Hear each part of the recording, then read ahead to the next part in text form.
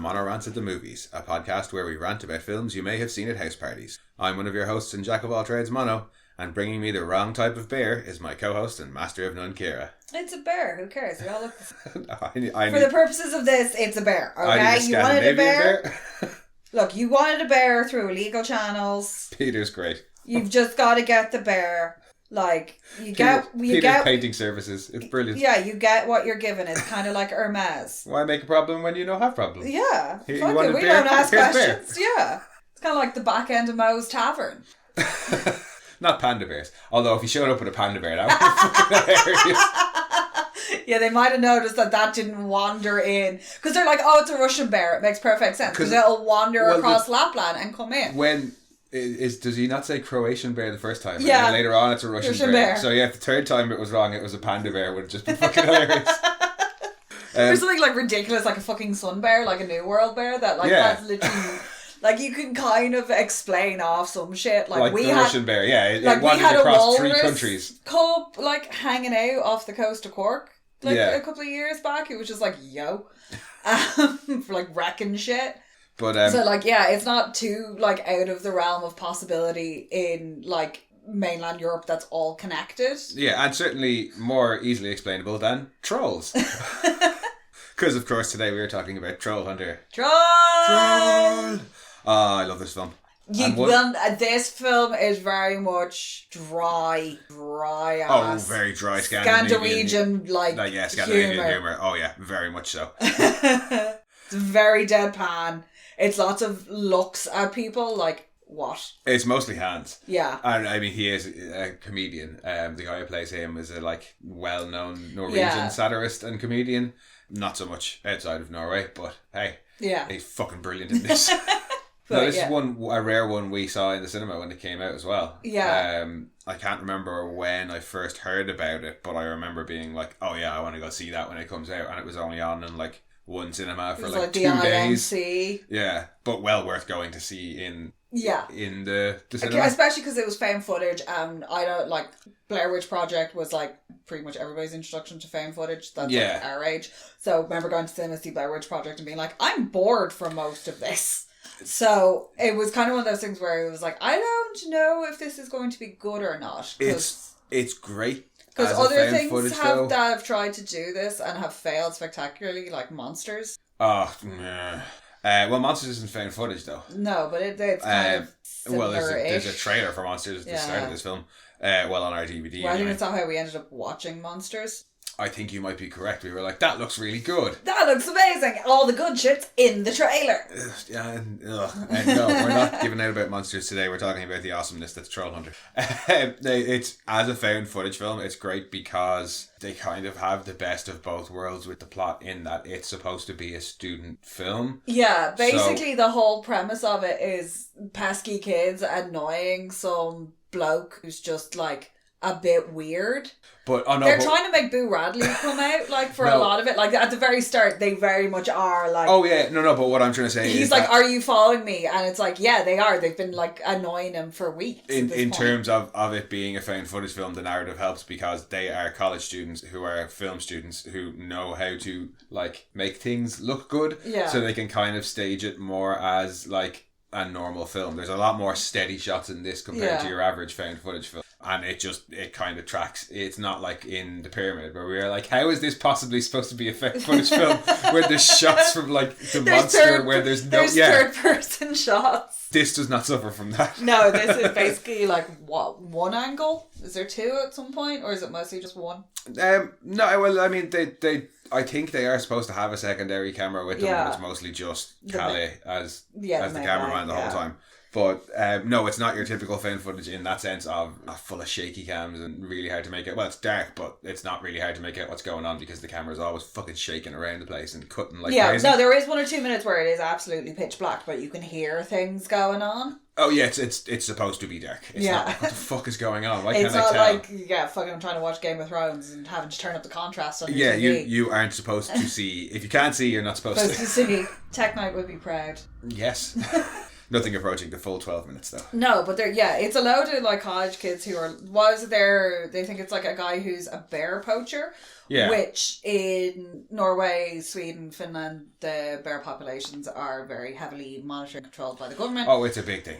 Bear licenses, if there's one poaching incident, everywhere loses their bear license. Oh, I don't know, it's that severe, but yeah, certainly they treat it that way. It's like, look, every bear poached is a bear that we would never get to because they legally, they license out who can kill. And it's only like however many a year. So if one gets poached, that's one less license granted to a gun club for actual. And again, then you've got things like, and they break down, and they actually break down the whole carcass and eat it. Oh yeah, and Carhu is weird. It's really, really strongly. It's strong. No, but it's really strongly regulated. Yeah. What they're allowed, the guns and stuff that they're allowed to use, also strongly regulated. Whereas with poaching, already doing it illegally. Yeah, because a lot of it as well is for conservation as well. So they'll come out, they'll track bears, and they know if bears have cubs or stuff like that. They'll try and take older animals. Oh yeah, I think this is the point of like, you guys in this gun club, you're going and hunting this specific bear. And unfortunately, because of the border with Russia, where they're not protected, they'll have to just cross over, shoot them, and drag the border back across the body. Yeah. So yeah, they take poaching seriously, and you can get that in the film. Yeah, because they're like, if he's a fucking puncher, poachers do not come out of like altercations with the gun clubs. Well, no, no, generally they don't. We should do a summary and then talk more about bear poaching. Thomas, Johanna, and Kalle are students from Volga making a film about bear poaching. But after following and confronting the supposed poacher, he reluctantly agrees to let them film him chase his quarry. However, what Hans is chasing is considerably larger and more mythological than simple bears. Yeah, also treat your employees well, because incredibly disgruntled employee. Yeah, you don't blame him for being like... No. And that's what I love about it, is it's like, oh, it's going to be... Because going in, because the film is called Troll Hunter, he isn't a bear poacher. And you're like, oh, he's not going to want them. His Jeep is like fucked. Like, it's got all big gouges out of it. It's got like all this mad shit stuck to it. Like, he stinks to high heaven. Yeah, they're like, oh, they can't really track him. Nobody really knows what his name is. Like, and he's just like seen around. He's a mysterious figure with like his Jeep and his caravan who goes. And he always seems to be near whenever bears are found. Or illegally shot. Which all makes sense later on with Finn's introduction. The poor environmental agency dude. Finn. I don't know if he's poor environmental agency dude. He's the Finn's an asshole. The government lackey. Yeah. I love the way they start to torture him later on in the film. Oh yeah. When they're antagonizing him in public. Because they're very much on, like, they get the kids basically, and not like, they do stalk. Like, they're they're following him because they think he's a bear poacher. Yeah. And then they're like, there's weirder shit going on. Even non-hunting people in Scandinavia tend to be protective of their bears, and also wouldn't be hot on poachers.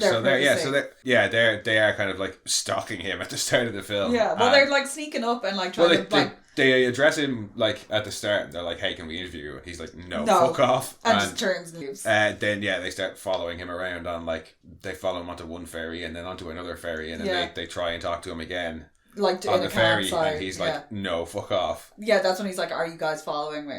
And it's not until they follow him into the woods. He's a big dude, like tall, huge, dude. Yeah. Big imposing lanky fella. It's not until they follow him into the woods and they see the like flashes of light over the hill, and he comes running past them, just goes, "Troll!"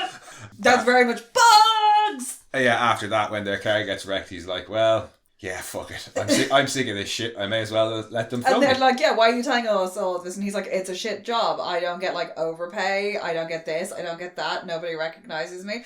I have to live in like fucking crap. I'm the only person doing this." I think it's bollocks. I think I'm sick of killing all the trolls. That's what he's like, this is just more and more like bullshit. It's like annoying. He's like, I have to keep going in and exterminating them, and I don't want to do that. Yeah, I think as the film goes on, like, you're supposed to take him at face value there of just being like, it's a shitty job. But as we get to know him a little bit more, he actually like he comes across far more as like conservationist type of person. Yeah, he's like he is the troll hunter. He's like the person who's supposed to like keep under wraps. And I love like as you find out like the bigger government conspiracy and cover up and how they like corral them and stuff like that, and all the things that they use to like cover up.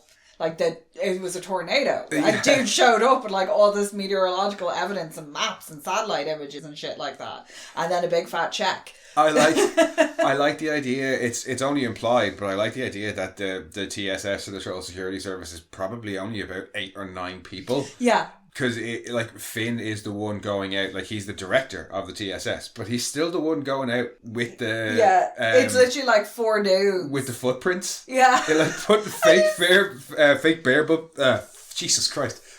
bear footprints in the mud and getting it wrong and shit like that. Like it's, but that one points that way and that one points that way. How is the bear walking cross-legged? And he's like, shut up! He's like death glaring him. Oh, it's so funny. It's just bits about it just seem kind of haphazard, and I'm like, that like in terms of keeping trolls quiet, the less people that know about it, the better. Yeah. But it really seems like they took that and ran with it, and there's probably 8 or 9 people running the TSS, and the vet's one of them as well. Yeah, it's the vet, possibly one of the dudes in the power plant. No, well, he says the power plant don't know anything about it, and then Thomas is like actively kind of goading him. You notice that all the power lines run in a circle? Yeah, I see that. And what do you think could have taken that down? I don't know. They're built for like hurricanes. But as just the way they kind of slowly expand it, because when you're first going into it, you're like, okay, we know it's a found footage thing, we know it's a guy who hunts trolls, it's a found footage horror film. But it really isn't. As it goes on, it's far more like found footage nature documentary that ended badly for the crew. Yeah, especially the second camera person. I feel really bad for her. Oh god, yeah. But I'll get onto her in a bit. But just the way he starts talking about the Ringo Finch being like marking his territory, and he's sick to get the this isn't like them. They don't do this behaviour. I love the Mountain Kings. Oh, the Mountain Kings look great. I love the Mountain Kings. And there's different types of trolls, and they live different in types of behaviour for them as well. And there's like the Jotun, which are just like giant, which makes sense. And it's like, they don't normally come down here and do this, and they're like, one of them's sick, and we have to work out why, because they've all suddenly gotten this spurt of activity, and they're all being forced out of their normal territories. So he's trying to find out what's the root cause of this, whereas Finn is just like, fucking kill them. Yeah, well, he just wants them dealt with. He just wants them dealt with, how. But you get this slow kind of drip of information about what's happening with the trolls and understanding the conspiracy to keep them in. And then like lovely little bits of folklore in there that they can... He's asked them all if any of them believe in God or like... A Christian, Or a Christian, because that's an old folklore myth that they can smell the blood of Christians. Yeah. And you see him then going after them, chasing them down. When he's got the big tub of Christian man's blood, he's like, "This is Christian man's blood." Just with walks the troll, off with the tub three of it. Billy Goat's gruff on the fucking bridge. That's one of my favourite bits. That's because he gets in his little tin man suit. His little tin man suit getting mashed around the place, and the troll tries to eat him, and he's just like, "This tastes bad," and throws it away. Yeah. It is hilarious at parts. Because the bits that are really funny are also very shocking. Yeah, because especially that when he's trying to get the sample, he's like, "This guy's sick," and he's got this big fuck off syringe thing, and he's like, "I need to get a blood sample." Yeah, it's like, how? And he's in like this mechanical man, almost like Submariner, but like homemade. Oh, and absolutely is homemade, yeah. Like he's fucking, what's Cartman as the robot? Oh, he's awesome. Yeah, he's not far off that kind of level. Yeah, but I just love that when he gets back up after being like knocked around the place. He's like, oh, still got to get that sample. Gotta and just do walks that again. down under the hill. Oh, he's under the bridge. Oh, sorry, under the bridge. Yeah, taking the 3 goats out onto the bridge to lure out the troll. But they're... And then they eat one of the goats. Those moments they're shocking. Well, that one in particular is funny, but the other kind of shocking moments tend to be like shock rather than scary. Yeah. And that just for me, it lends less to that. It's not a found footage horror. It's a found footage nature documentary. Like, these aren't monsters. No. These are wild creatures. Yeah, and you're in their territory and they're just behaving the way they would anyway. And you can see he feels bad for having to, like, some of them... I like the whole... Some of them turn into stone and some of them explode, and you get the... explanation from the vet later on. Her hypothesis on how it works, and her whole thing is that she feels really bad that even though, it's only a few seconds and they die, that they're in extreme pain for those few seconds, so she's trying to develop something that's more humane. Yeah, she's like, if only we could give them an injection, I think is what she says. Yeah, if we could make it like a painless injection, because it's like the rapid calcification of their bodies. Sometimes it's like... I think the way she explains it is they can't metabolize vitamin D into calcium the way we do. And the younger ones, when they get hit by sunlight or UVA or UVB, I think is what he says, they can't metabolize it, and the way the younger one's body reacts to it is that it sends their like cells and their veins into overload, and they just expand and explode. Yeah. But in the older ones, the veins are real thin and like... So they turn into stone. It can't expand in the flesh, and it affects the bones instead, and the bones rapidly expand and calcify and turns them to stone. That's how she explains it. I'm like, hey, cool, fair enough. At least we're getting... If we're treating them as wild animals... A real thing that they're studying. Giving us at least some sort of thing and she's a vet, which I love. It's always a vet. Well, yeah, and her... and she's compassionate about it, and you get the phone call from her later on. Well, it's her information that ties all of the troll activity together at the end. Because, this one Jotnar, well, the Ringelfinch has rabies. Yeah. But probably got it off the Jotnar. He's the one that's rampaging around. Yeah, he's been rampaging. Because the idea of a rabid 60-foot troll... I think he's a 200-foot. I don't know, we got that little bookie thing. But yeah, a rabid troll, no thanks. No, especially the giant one. Well, anyone, but especially the giant one. Yeah, no, you're grand, thank you. But yeah, I think the idea being he went rabid, broke out, affected whatever troll was nearest in that territory, pushed him out of his territory, now rabid, and then it just continued on from the Ringelfinch down to the Mountain Kings, from the Mountain King down to whatever. No, the Ringelfinch is the first one they find, the three-headed guy. No, the Ringelfinch is the one he gets the sample from. The one that's under the... Yeah, I can't remember what he calls... Because the three-headed one is the one that bites your man. And that's how they think that. And he's like, do I have rabies? Do I have rabies? I need to go to a hospital. Do I have rabies? And it's like, no, you're grand. You got a vaccine. Because the first thing he did when after he got bit is... Because they think that Hans, who's the troll hunter dude, has abandoned. Yeah. And he shows up with the first aid kit and he's like sorting him out. And he gives him a rabies vaccine. Does he? Yeah. Because it's a big fuck off needle. It's a big fuck off needle. Like, we don't have rabies in this country, so it's not something we have to get vaccinated for. You'll get tetanus shots. But... You can get but no, you can get vaccinated. It's generally advised for any animals and stuff like that. But it's quite painful, I believe. Well, it's better than rabies. Yeah, way better than rabies. No, thank you. Would take, big old jab in the arse over fucking rabies. But again, I like that they treat it with that more realistic thing of if they are animals and they actually have predictable animal behaviours. Why is it suddenly what's causing the events of the film where they are acting all weird? Oh, it's rabies. And it tracks as well. I like that they have taken a more... I mean, I know it's realistic, trolls, but it's this more realistic, nature-based, they are beasts approach, and the fact that it's somewhere this movie really showcases the beauty, but also like the sparsity of the Norwegian landscape, and it is 100% believable that trolls are hiding in that. Yeah, I mean, if you it's that makes perfect sense. Of course there are trolls, because look at this landscape. Yeah, I'm okay with that. People don't go in there, and it's like, they live in this we've designated it as a nature reserve, and it's like, yep, that's perfect. Well, I mean, we know there are the fjords in New Zealand. There's areas there that literally, people just haven't. Because you can't get into them over land. You have to get into them via the ocean. Yeah, for the it being the central conceit of the film, I'm like, that's one that's fairly easy to use my suspension of disbelief on. Trolls exist in Norway? Okay, cool. And there's this one guy who's tasked with keeping them from wandering too far out of bounds and into populated areas. Again, okay, fine. But Hans himself, he is so fun. I really, really like the character. Once he decides that he's going to tell them everything, he literally does it. He's just like, here you go. Here's the forms that I have to fill out to show where they are and what I've done with it. Here's how we keep them contained because we use electricity pylons. But just how it's not electricity pylons, they're an electric fence to keep the trolls in.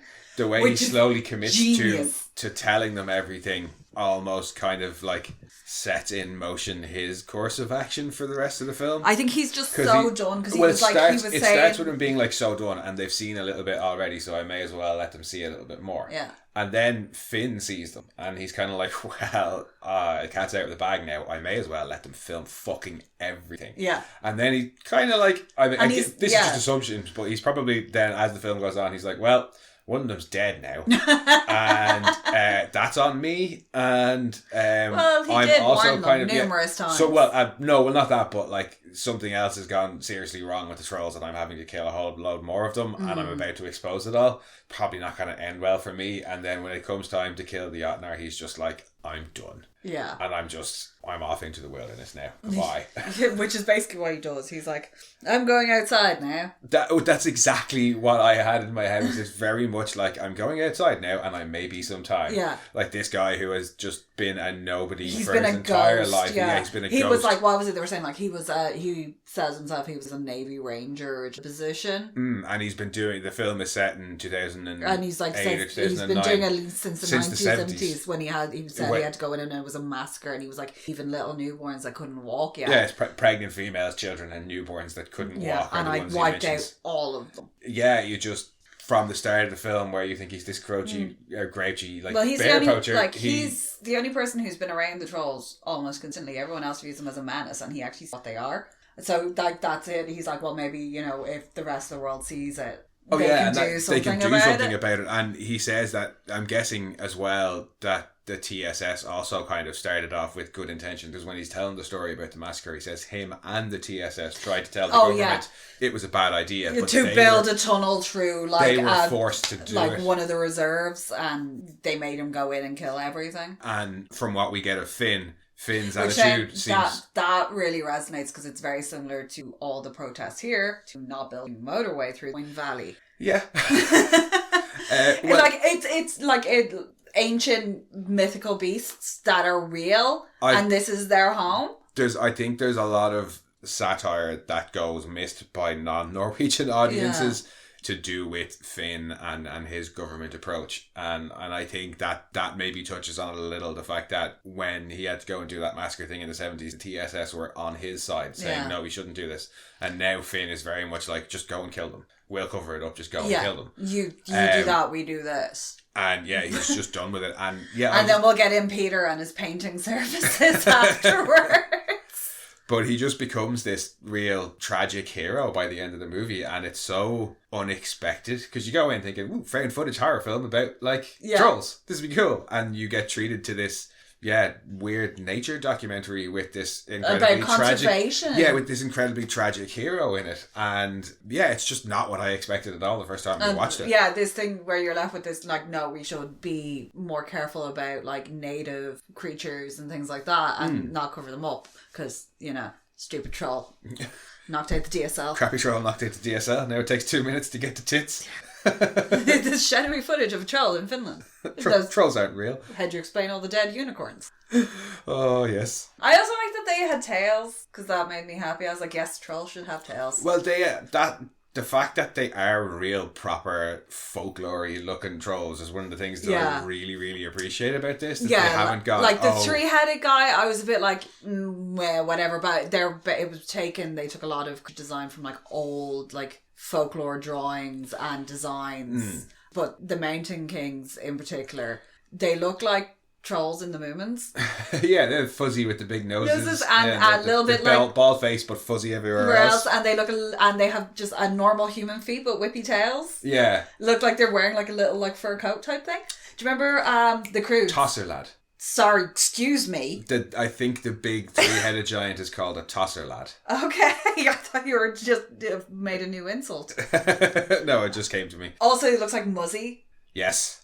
Yes, he does kind of look like Muzzy, the foreign language teaching monster thing. I think it was French, yeah. Oh, well, it was done for a whole load of languages. No, but I think it was like French production that has that look about it. Yeah, no, they look great. The Jotunheim, just the sheer scale of the Jotun.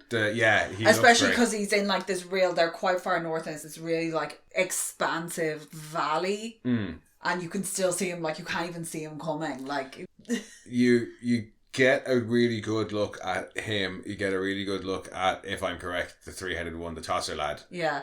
Just before he gets like... we get to see him a bit in night vision as well. Oh, as he's chasing them. Yeah. The Mountain Kings only in night vision, I think. Yeah. But it works. The Ringlefinch is the only one who you don't get a you get to see the arm coming up and over and like feeling around because he had just gotten a goat and he's like, I need another goat. It's very much just kind of like his shadowy outline that you see when he's under the bridge smashing the goat off the ground. He's almost kind of like gorilla-y, that kind of a body shape. He's big, bulky. Well, he says they're the ones that like to hang out under things. Yeah. So like it would make sense. He's got the little chunky body and the big long arms for grabbing.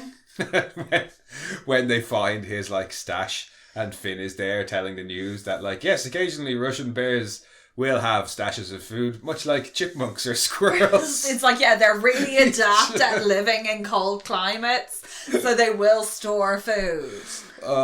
Yeah, Finn's great. Poor Finn. He's just like, I'm not getting paid enough to deal with any of this crap. Well, I mean, I think he's the nearest thing to a bad guy in the film. He's just a government authority. Yeah, but like it is kind of incompetent. Kind of Scooby-Dooey as well. He's like very much, I would have gotten away with it if it wasn't for you meddling kids. Well, yeah, but I think he does get away with it though because... Well, no, because it says at the start that the footage was sent into like a news organisation. So I don't think he's gotten away with it. Yeah, but the kids are never seen again. No, kids are never seen again. And the Prime Minister possibly gives it away. That's great. The little Prime Minister bit at the end is great. Just being like, we got trolls, we got to keep them in. And the dude next to him is like, what the fuck did you just say? I think the implication is supposed to be that Thomas maybe got the tape to the truckers, but didn't actually get on the truck himself, and Finn got to them. You see them getting chased down by the government, the TSS guys. Yeah, because... they've just blown up a yacht with a shoulder, like, rocket launcher UV thing. Bomb that looks like it would have, like, been the best solution to Blade 2. Yeah. As good as that looks though, when he's got the big Jeep mounted UV lamp thing that he's when he's driving at him from on the roof in what I can only assume is a Mr. Bean style steering. Yeah, he's never driving it and flashing it at the same time. Yeah, he is. No. Well, it looks like they are. But I literally assumed it was like a Mr. Bean-esque steering situation. Like with rope out the window while he was driving around with it, like with his little flashy light on the top. But that scene when they're filming really it from afar looks fucking incredible. And you can just see the little Jeep like just zooming around underneath the feet. But that's like brilliant for just the scale of him because when he kind of crashes down. Yeah. And crumbles, like you've seen the 3-headed one, because they have to smash him. When he just takes the leg out, knocks it over, and then takes the jackhammer to it afterwards. And then breaks it, detonates it then again. And he's like, and walks up to anyone who wants some gravel for a pothole. The troll effects themselves, actually, for what was a relatively small budget, I think it was 4 or 5 million. Yeah. Like they look great. They do very much benefit from it being trolls can't come out in the daylight. Yes, they absolutely do. So like having like the clearest things of them are through like night vision. So that's very, very forgiving. Yeah, but I think they use it really, really well. Yeah. And I think they did a lot of it kind of ad hoc filming and stuff where, because the scenery is what it is in Norway, they were like, this is amazing, let's stop and film here. And they would ad-lib some of their lines. And I think they were fairly loose about, they didn't like storyboard what the trolls were doing. They were just careful about how they filmed. You know, there would be branches blocking the view of a troll and stuff. And I think that gave them a lot of freedom then when it did come to creating them effects. And like you say, they were able to use like forgiving light and things like that. Not to compare it to the pyramid again, but Anubis looked awful in that, and he's the only CG thing in it, whereas the trolls are a big part of this one. You see a lot of them, and they never really look crap at all, to be honest. I don't think they do anyway. No, and even though it is kind of chaos, especially when the first time they come across it, when they can see flashing lights and they're stumbling through the forest, and the girl who's doing the sound, because she holds on to that boom mic the whole way through. Fair fucks to her. She has a death grip on that boom mic. When he shows up and is like, Troll! And then he just fucking books it. Yeah. Even though it is very chaotic. Yeah. You never kind of lose sense of where you are. No. Which is nice, because sometimes those can get you're just like, oh, I'm too disorientated. I feel kind of, especially if it's me, I'd be like, I'm seasick. Yeah. Because things are swinging around too much and I can't cope with that. My brain's like, no, go lie down, hold on to the floor. There's a little bit of it when they're in the Hall of the Mountain Kings. Yeah. But there's a very good reason for that, because they are legging it and one of them is getting tossed around the place. Yeah. That being the cameraman. So yeah, okay. The cameraman, when they make them, because when he does agree to tell them everything, he's like, you have to do everything I say. Without question, you have to do it when I say to. So when they go out for the first time and he stops and he's like, we're going over here. So what you need to do is you need to all go down to that stream and get naked and like wash yourselves down, because, you know, and then you got to take this big old jar of Troll Stench. Yeah, and they're like, what the hell is that? And he's like, everything you can squeeze out of a troll, condensed. Basically. And it's just this, like, it looks like Vaseline, just like it's troll grease. And rub that all over yourself. And they're like, no. And then it cuts to a couple of minutes later and they all look really unhappy. Yeah. But they're covered in it. They do a very good job of visually portraying how bad things smell. Like, I will give the actors who play Thomas and Johanna, because Callie's never really on screen. No, until the very end. When he's about to be killed. But anytime anything smells bad, the two of them are so just good at, particularly when the Mountain Kings fart. Like, and the two of them look like they're about to gag. But even whoever did the sound on that, like, you're like, oh no. Well, actually, speaking of the sound, because it's found footage, there's very little to no music in it, except for like one or two bits when they're like in the cars and on the radio, and then or him singing, and he uses songs to once or lure twice. them. Other than that, there's absolutely no music. But you get all the weird troll noises. But all the weird troll noises, and particularly at the end when it is, and that was one of the things that I really remembered from being in the cinema, that you could hear it coming in this rumbling that everything would to do with the start to Jotnar get closer and the ground shake feel. And then particularly at the end when it's just screaming, you can't hear anything, and it's that weird kind of two-tone thing. Yeah, because you're like, oh, it's going to roar. You're waiting on like some atypical big monster roar, but it's not. Yeah, but it's still like, you know, something that size probably would sound like that. Yeah, but it's still in the back of your brain. It's going, no, run away. It still triggers something in your brain this is not good. But just whatever way they have the sound balance in that final scene there, it is just it's all encompassing. And I remember that from watching it in the cinema of just feeling like you're out there with them. And the sound editing in it is great, and for a film that has no music and absolutely no scoring, you don't notice it, and what they do use, like when they use the silence, it works really effectively, and then when they use all the tree cracking sounds and weird groan stuff, it's just it all comes together. Yeah, particularly when they're out in the forest at night and they don't have, because they do have these high powered flashlights that they use that are like UVA flash. Yeah, as that's literally their only weapon. So when they're not using the night vision, you're only getting these little trickles of moonlight coming through. Yeah. And then this cacophony of noise going on around you, and then they'll turn around and fucking his name will just be stood there like, we need to move now. He's great at that. Yeah, he just shows up and he's like, we need to go over here. Yeah, a lot like of the when time they get lost in the first time when they come out and encounter the three-headed guy, and the cameraman's like looking around and he's like got the night vision on, and he turns around and he's just stood there and he points behind him.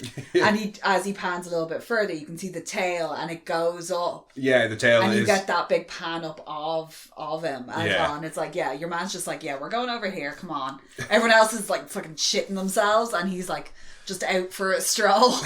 And they're all like, and his caravan as well, it's got like all the troll tails hung up in it, because he's like, that way I smell like them all the time. Yeah, and he sleeps under a UV bed. And they're like, that's really bad for you, can give you skin cancer. And he's like, I wear sunscreen. Yeah, I don't like to sleep in the dark. Yeah. It's like, okay, fair enough. Don't and blame you do you. see, that's one of the first things you see when they come up to his caravan at the start. It's all the lights. He's got lights attached to all around the outside of his caravan as well. It's like a major amount of lights, a big bank as well that he uses. Was there anything you didn't like about it? I feel really bad for the cameraman that arrives. Malika. And she's like, oh, I'm just back from the Serengeti where I was like filming lions, and like they've told her that she's there to film muskox, And also, like, the first thing they ask is, like, are you Christian? I was like, would you not have sent a request for a new camera person and been like, no Christians? And she's like, oh, I'm Muslim. And they go and ask Hans, and they're like, oh, she's Muslim. Is that okay? And he's like, I don't know. We'll find out. We'll find out. I've never had a Muslim person come up here. We'll see if the troll wants to eat her or not. That's the one I want to see what that conversation is like, because she was really cool. Like, she was almost immediately okay with it. Oh no, that's not the conversation I want to see. The conversation I want to see is when Thomas calls the university and asks for a new camera person. Has to explain that they not eaten. Well, apparently they didn't ask any questions. So yeah, why didn't he say, hey, while you're sending up this new camera person and new camera that you're not asking about, also make sure they're not Christian. Yeah. But like she just hops on board. Like, she has a couple of moments of being like, oh, you don't honestly believe in trolls. To very much being like, there's a troll and we're leaving. As opposed to that moment, the rest of them kind of have that moment of, I know they have like the camera footage and stuff like that, but yeah, we never like skeptical of it. Be like, nah, you're having it, because they're like, oh, they're pranking us. Initially, when they find out about the trolls, they're like, nah, he's pranking us. This has to be a joke. I guarantee you this is a joke. So I just find that her like little, I'm hopping on board this train, a little bit presumptuous. Like, you don't really give a shit about her. If you're not, she's not really necessary. The only reason she's necessary is for they need a third person. They need somebody else with a new camera. I think otherwise we'd have to watch everything through their cracked camera for the rest of the film.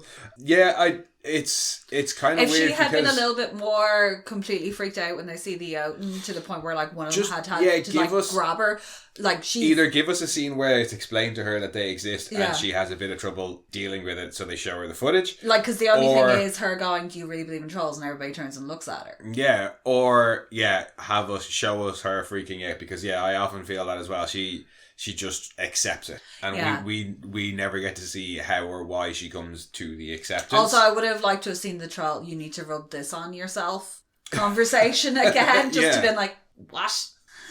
But I mean, I suppose at the same time, if she hadn't, when the Jotnar shows up, there's no denying no. You can't be like, trolls don't exist. Well, look at that giant thing walking towards us. You can hear it, you can see it, you can feel it. So that would probably be one of the only negative things for me. I do want to see the phone call, but that's only for funny reasons. Yeah, just to see how they try to explain away the fact that they may have possibly killed somebody. Well, they don't have to explain it away, because they also disappear without a trace. That's probably the only thing I don't like. We watched this with the dubbing on, because it's easier to take notes when you use the dubbed version. Normally we watch the subtitle version, and I much prefer the subtitle version. The dubbing is terrible. No, it's it's delivery. It's the same problem I have with District 13. There are the way Hans' delivery is fine in the dubbing, mostly because it sounds like it's Danny Trejo doing it. But it's the college kids. The college kids sound. Where there's a lock, there must be a key. No, they sound like they come straight out of a fucking Archie cartoon from the 70s.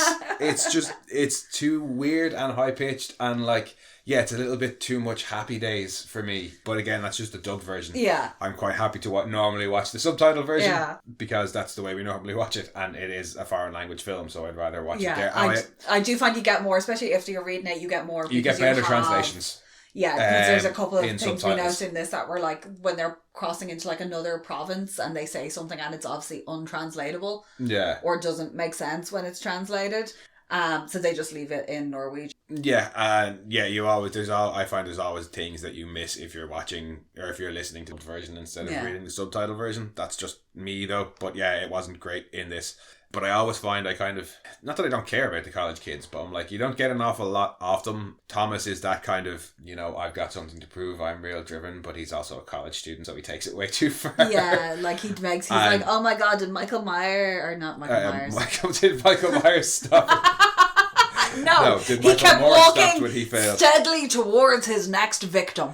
Did Michael Moore stop asking questions? And we were like, oh no. But then also you're a college student, you probably don't know, but he's like slapped Johanna's just supposed to be, I think, the voice of reason and the more kind of realistic, sensible one. And you don't get much out of Callie, but he's kind of behind the camera the whole time until he's like, I'm a Christian, and they're like, we're trapped in a cave in a mine shaft with a whole load of mountain kids. Why didn't you tell us before we walked in? Who are all going, well, they lay down to go to sleep and they're all farty. Yeah. Which is probably and he's after using up all the stank on himself. Yeah, and then starts sweating profusely and freaking out. Yeah. Which wakes them back up. And yeah. They can smell him. Because I would have been like slowly leaving during the farting. Because if anything is going to cover your escape, it's going to be that noise. Yeah. Because there was it was echoing and the smell. Yeah. Added layers of stench, just, And then run! And he gets so close, he can see the mouth of the cave. Yeah, and then you see him going backwards. And getting lifted up very high. Yeah, which isn't good. And you hear some horrible screams and the camera drops to the ground. And then they find the camera later. Because always got to go back for the camera. But yeah, you don't get a huge amount off the students, but I kind of don't care because Hans very swiftly becomes the main focus, and his character, as I've already said, is just such a cool fucking character that I really enjoy. Like you were saying, the only thing you really notice about the college students is the cameraman's reluctance. As they get deeper and deeper into it, he's the one who's like, I don't need to go closer. I can just zoom in. They set up the fact that he's the Christian kind of well, because as you said, there's a bit of a red herring that you think it might be Thomas, because he's like, I only went to church and I sang in the choir, but I don't believe in God. And they look at Johanna and go, well, she's clearly Hans says clearly not. She's like, what the hell is that supposed to be? Fuck you, buddy. But yeah, there's never really a question as to whether or not Callie is. It's not even like they don't even consider it. But if you look at his actions, from the first time they get chased, and he's like, I told you. I asked you if you were Christian. Because one of them turned around, they smelled you. You could see them the Christian, From then on, he's a lot more cautious. Like, with the Ringo Finch, he hangs back. He's like, no, the zoom is fine. And they're like, can you see? Come on, we'll go around, we'll go closer. And he's like, no, you're okay. He doesn't want to go into the mine with the Mountain Kings. And the second they go in, he's like, hey, have you got more of that Troll Stench? And he's rubbing them on himself like really bad. And all you had to do was be honest and just say, I'm instead of like waiting to kill everybody else. But especially, whatever about not saying it straight away, because they don't really believe there's trolls. But once they met the trolls. Once they get chased by the trolls. Once they see what trolls do with Christian man's, like his big old bucket of blood. Especially after that. Like, I would be like, do you know what? I got baptized. I don't think I believe, but I got baptized and I don't want to risk it anymore. Once you believe in the trolls, and now, so he starts off, he's like, I believe in Jesus. I don't believe in trolls, so it doesn't matter. Now I believe in trolls and I believe in Jesus. It should matter. You should really have said it. And what's the first thing he does? He's like, I'm a Christian. They're all like, shit, and they're trying to devise a plan to get out. He starts praying. He starts to pray. That's not going to fucking help anybody. No, that's just going to be There's a reason why the old gods were all like, show us with your actions. Because praying don't help anybody. Do things in their name. But not just, begging he becomes the only casualty of the film. Well, the only... troll casualty. Well, non-troll casualty. No, that other random guy that gets picked up doesn't. We were like, does he just die in the crash? No, and then you see him later on. Yeah. Yeah.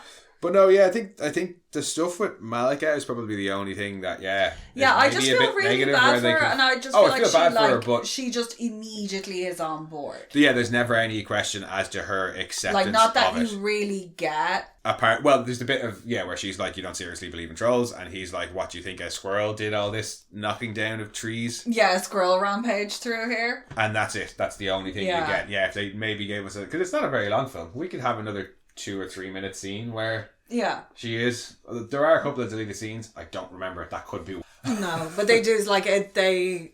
Because it doesn't jump, but it is all shown chronologically. But they have the little explainer at the start that it's been edited down. There's like some 173 hours of footage initially, and it's a rough cut that's like kind of coherent and chronological. Yeah. So they're like, here's everything to do with trolls and everything that's like relevant to that situation. There were other, obviously they'll be having other conversations that weren't filmed. Oh, and probably loads of stuff. Like the way it cuts. That was to do with bears. And the way it cuts, like especially after he's done drilling apart Chaucer lad. And he covers him with tarp to dynamite him. Yeah. And they're all there going, woohoo! Yeah, blow that shit up. And that kind of joy in it. And then it slowly is like, this isn't actually cool because it's not just like a big rampaging monster. Yeah, and you see a couple of times throughout Thomas doing like bits to camera where he's, I'm the documentary's narrator. Yeah.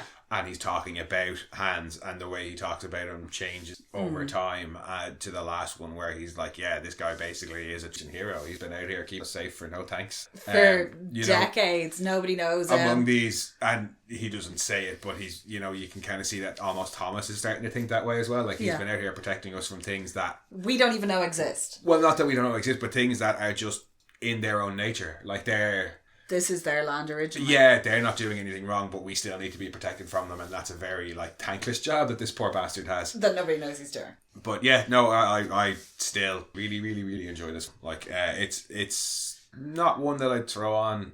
I wouldn't just throw it on any time. I kind of have to be in the mood for it, because it is that bit slower and that bit not dark, but there's no big big booms or big action sequences or anything like that. There's no great joy in it, and it ends on a kind of a downer. Yeah. But it's an excellent film. It really is. Really, and it is there's fun in it. The comedy that is great fun. Like the bits with the Tin Man and the bit with Peter's painting service.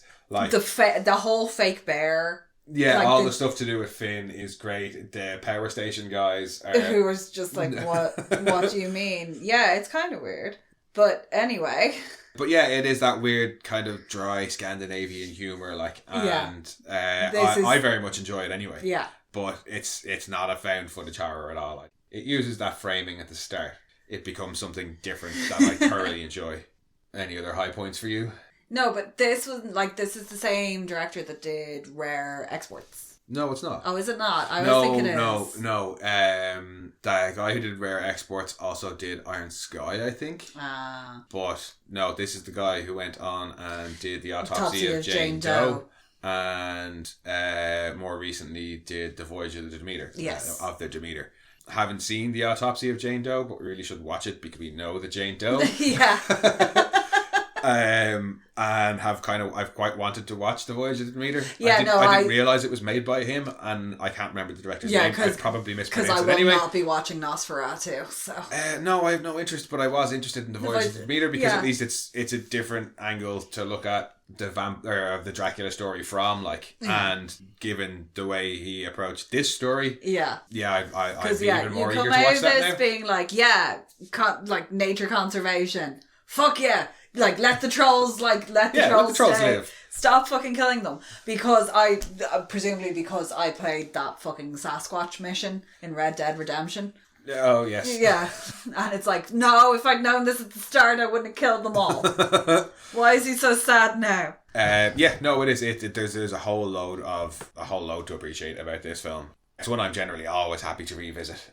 Do have to be maybe in a certain mood to watch it, but it's not one that I can only watch when I'm in a really good mood or anything like that.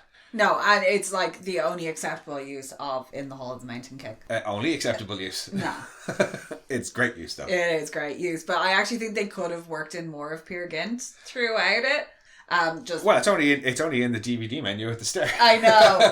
And then just because Morning, which is one of the other pieces from that opera, is a sunrise and a beautiful morning type thing, and it's very joyful, uplifting music. Yeah, but to work it in, it would have to be been on a radio. And then it might have been a bit on the nose. Yeah.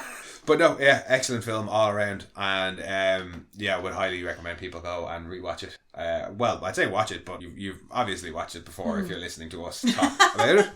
But no, that's it for Troll Hunter. Excellent fucking film, and we shall move on next week to what are we doing next week? I don't know. Yeah. Oh, American Psycho. Oh, yay! Yes, that's what we've got in store for you next week. But as ever, guys, thank you for joining us. And if you want, you can head back and listen to some of our previous episodes or our other podcast, Mono Rants the Boys. Or you can come and chat with us on Twitter at RantsMono, on Instagram at monorants_the_boys, or you can send your own rants to monorantspodcast@gmail.com. And we'll catch you next week. Slán. Bye-bye.